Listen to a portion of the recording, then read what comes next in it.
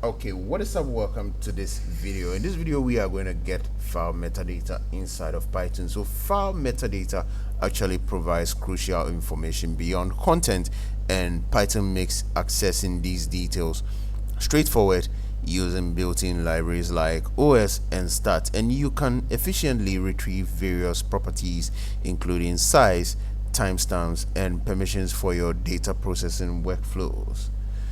So here's a Python example to get file metadata. So this is a sample code for you to try this out. Take your time, pause this video where you import os, date and time, you run basic file metadata code, and then you convert to read format code.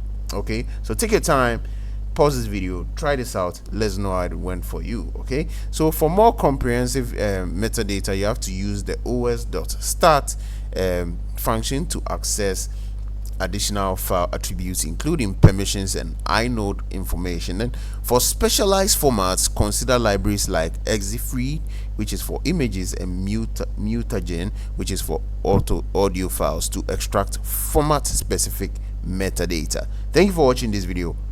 This is IL the General. Let us know how the code passing went for you. Getting file inside of metadata worked for you in the comment section. Let's move to the next of the 500 concepts in Python.